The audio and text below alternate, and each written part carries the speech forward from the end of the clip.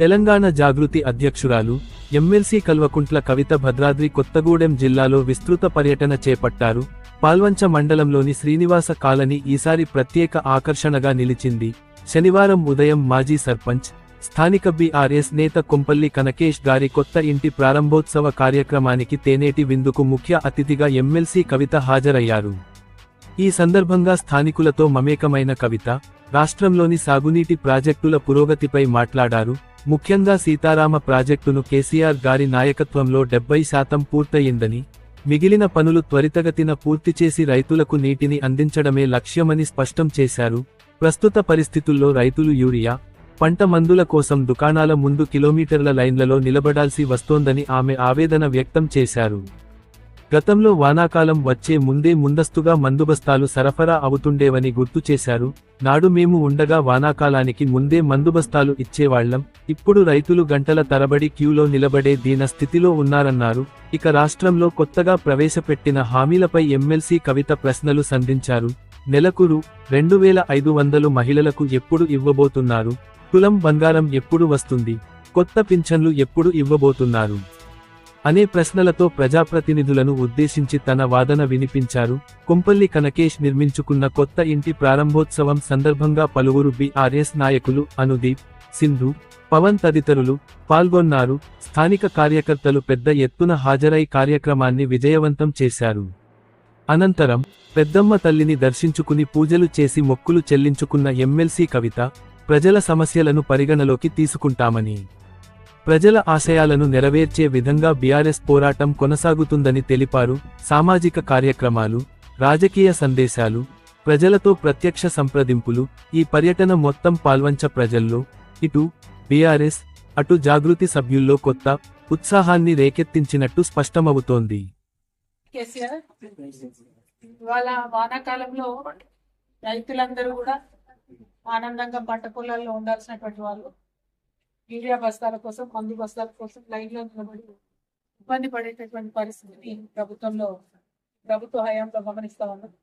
మరి అంతకుముందు కేసీఆర్ గారు ఉంటే నేను ఎంపీగా కూడా పనిచేశా కాబట్టి నాకు తెలుసు. వానాకాలం రాకముందే ఎక్కడ దేశంలో యూరియా డిమాండ్ లేనటువంటి సందర్భంలో కేంద్ర ప్రభుత్వంతో మాట్లాడుకొని యూరియా తెప్పించుకొని ఇక్కడ మన దగ్గర స్టాక్ పెట్టుకునే వాళ్ళు. ఒక 2 సీజన్ల ముందు కూడా మనకు యూరియా స్టాక్ ఉంది.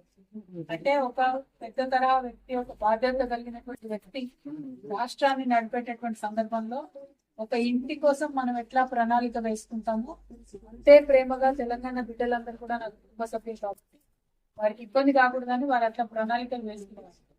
ఇప్పుడున్నటువంటి ప్రభుత్వానికి అసలు ముందు చూపు లేదు, దూరదృష్టి లేదు, ప్రజలకు సంబంధించినటువంటి అవసరాల మీద ఆలోచన అసలే లేదు. ఎటు పడితే అటు గాలిబాట మాటలు చెప్పి అధికారంలోకి వచ్చినారు. చెప్పినటువంటి ఆ మాటల్ని కనీసం నెరవేర్చాలనేటటువంటి ఒక ఆలోచన కూడా లేకపోవడం చాలా బాధాకరం. మరి ఒక పక్క రైతులు ఇబ్బంది పడతా ఉంటే ఇంకో పక్క మా ఆడబిడ్డలకు కూడా అనేకమైన మాటలు చెప్పినారు. నెలకు 2,500 ఇస్తామన్నారు, దానికి ఊసే లేదు, మాటే లేదు. ఇప్పటికే 4-5 సార్లు అప్లికేషన్లు పెట్టించుకున్నారు, కానీ కనీసం దాని మీద ఏం చర్యలు తీసుకున్న పాపన పోలేదు. మరి అదేవిధంగా తులం బంగారం ఇస్తామని చెప్పి కూడా ఇవ్వకపోవడం, మేము ఎక్కడికి వెళ్ళినా మహిళలు మమ్మల్ని అడుగుతా ఉన్నారు, అక్క అడగండి మా తరఫున, అక్క అడగండి అని చెప్పి అడుగుతున్నారు. సో ఈ ప్రభుత్వాన్ని మళ్ళీ ఒకసారి అడుగుతా ఉన్నాం, పెంచుతామన్న పెన్షన్లు మీరు ఎప్పుడు పెంచుతారు?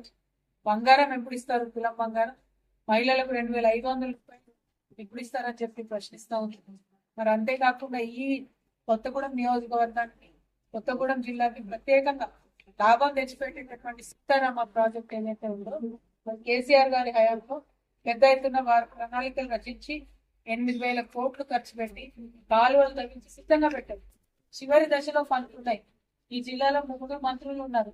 3 మంత్రులు తలుచుకుంటే ఈ పాటికి ప్రాజెక్టు పూర్తయిపోయి నీళ్ళు వచ్చాయి. అక్కడ ఉత్తర తెలంగాణలో కేసీఆర్ గారు కాళేశ్వరం తీసుకొస్తే మా నిజామాబాద్ జిల్లాతో సహా ఆ కాలువలకు మేము చిన్న చిన్న కెనాలతో అనుసంధానం చేసుకుని ప్రతి ఒక్క చెరువు కూడా సందర్భం. ఇవాళ రేపు సీతారామ ఇక్కడికి వస్తే కూడా ప్రతి నియోజకవర్గంలో మనం కూడా అర్థం చేసుకోవాలి. చిన్న చిన్న డిస్ట్రిబ్యూటరీ కెనాల్ కట్టుకొని ప్రతి చెరువు నిలుపుకోవాలి. అప్పుడు వర్షం మీద పని లేకుండా రైతు ఆకాశం కేసు చూసే అవసరం లేకుండా నీళ్లతోని ప్రతి ఊరు కూడా కలకల్లాడుతారు. కాబట్టి సీతారామ ప్రాజెక్టు పనులు తక్షణమే పూర్తి చేయాలని చెప్పి కూడా మేము డిమాండ్ చేస్తా ఉన్నాం.